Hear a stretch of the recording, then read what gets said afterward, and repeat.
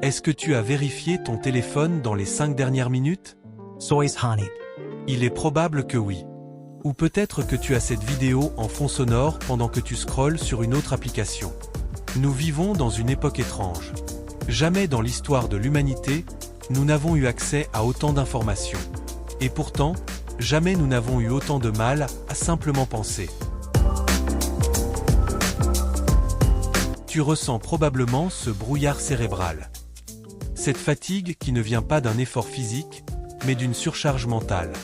Tu commences une tâche, et 2 minutes plus tard, tu te retrouves sur Instagram sans savoir pourquoi. Tu termines ta journée épuisée, avec l'impression de n'avoir rien accompli de significatif. Ce n'est pas de ta faute.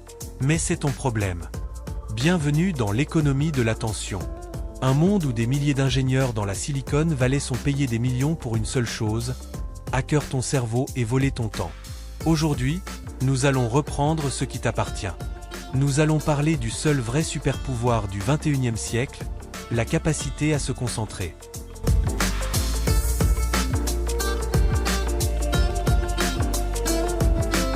Pour comprendre comment s'en sortir, il faut comprendre le piège. Ton cerveau est conçu pour la survie, pas pour TikTok. Il est programmé pour réagir à la nouveauté. C'est un vieux mécanisme qui nous servait à repérer les prédateurs ou la nourriture. Les réseaux sociaux exploitent ce qu'on appelle le circuit de la récompense aléatoire. C'est exactement le même mécanisme que les machines à sous au casino. Tu tires le levier ou tu glisses ton doigt sur l'écran, et tu ne sais pas ce que tu vas trouver. Une bonne nouvelle? Une vidéo drôle? Un drame?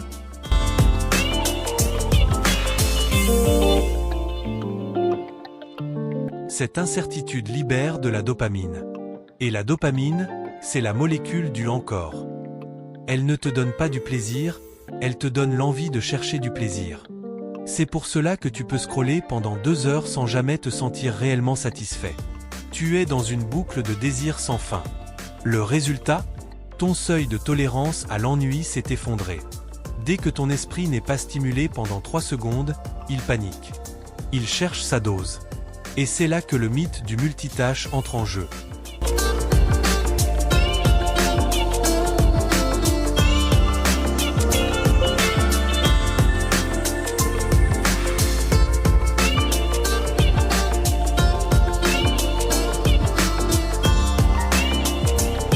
On nous a fait croire que faire plusieurs choses à la fois était efficace.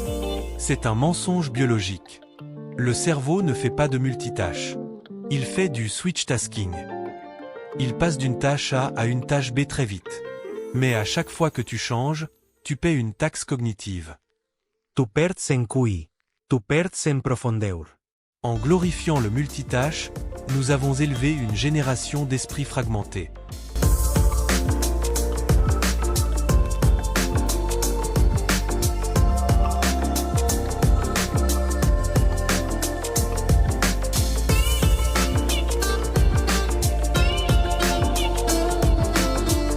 Alors, quelle est l'alternative? Si la distraction est la maladie, le remède porte un nom. Cal Newport, professeur et auteur, l'appelle le deep work, le travail profond. Le deep work, c'est la capacité à se concentrer sans distraction sur une tâche cognitivement exigeante. C'est un état de flux où tu oublies le temps, où tu produis tes meilleures idées, où tu crées de la vraie valeur.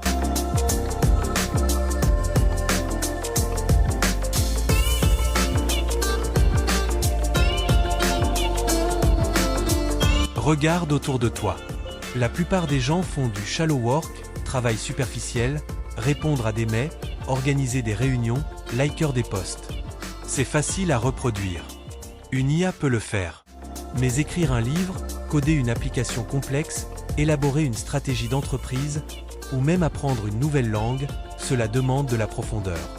Dans une économie où tout le monde est distrait, celui qui sait se concentrer 4 heures d'affilée devient intouchable. Il devient irremplaçable.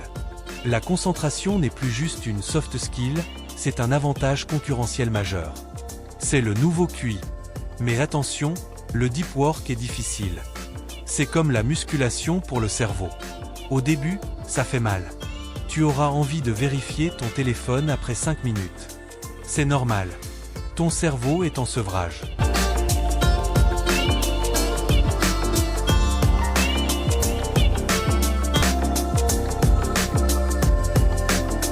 Comment on reprend le contrôle? On ne compte pas sur la volonté. La volonté est une ressource épuisable. On compte sur le système. Voici le protocole en 3 étapes pour reconquérir ton cerveau. Étape 1, l'environnement forteresse. Si ton téléphone est à côté de toi, tu as déjà perdu. Même éteint, sa simple présence réduit tes capacités cognitives. C'est prouvé scientifiquement. Quand tu dois travailler ou étudier, ton téléphone doit être dans une autre pièce. Pas en mode silencieux, pas retourné. Dans une autre pièce. Crée une friction entre toi et la distraction. Étape 2, le time blocking. Arrête de travailler jusqu'à ce que tu aies fini. Travaille par bloc de temps.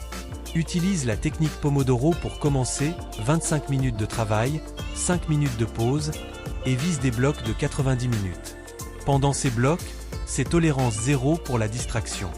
Si tu bloques, tu restes devant ta page blanche. Tu ne fuis pas. Tu apprends à traverser l'ennui. Étape 3, réapprendre à s'ennuyer. C'est le point le plus important. Nous avons tué l'ennui. Dès qu'on attend le bus ou qu'on est aux toilettes, on sort le téléphone. Mais c'est dans l'ennui que naît la créativité. C'est quand ton cerveau est au repos qu'il connecte les idées entre elles. Le défi pour demain? Laisse ton téléphone dans ta poche quand tu marches ou quand tu attends. Regarde le monde. Laisse ton esprit vagabonder.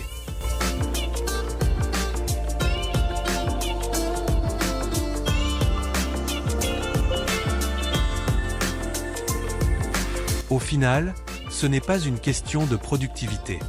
C'est une question de vie. Jocko Willink a dit « La discipline, c'est la liberté ». Cela semble contradictoire. Non, on pense que la liberté, c'est de faire ce qu'on veut, quand on veut. Scroller sur TikTok à 2 h du matin, c'est ça la liberté? Non. Ça, c'est de l'esclavage à tes impulsions. La vraie liberté, c'est de choisir ce que tu fais de ton temps. C'est d'être capable de dire non à la gratification immédiate pour dire oui à ce qui compte vraiment pour toi à long terme.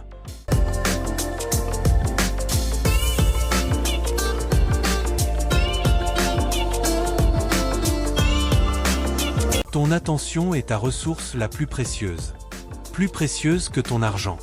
Car l'argent se gagne à nouveau, mais le temps perdu dans la distraction est perdu à jamais. Alors souviens-toi de cette phrase, là où va votre attention, va votre énergie. Ne la laissez pas être volée. Coupe les notifications. Ferme les onglets. Et va faire ce travail important que tu remets à demain. Le monde a besoin de ta concentration, pas de ton like.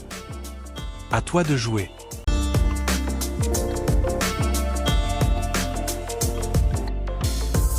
Si cette vidéo t'a ouvert les yeux, alors fais un geste simple, mais puissant. Like-la, pour que plus de gens échappent au piège de la distraction. Abonne-toi, pour reprendre le contrôle de ton attention, une vidéo à la fois. Partage-la, à une seule personne que tu veux aider à sortir du brouillard mental. Parce que si on ne protège pas notre attention, quelqu'un d'autre le fera à notre place. Rejoins ceux qui choisissent de reprendre leur pouvoir.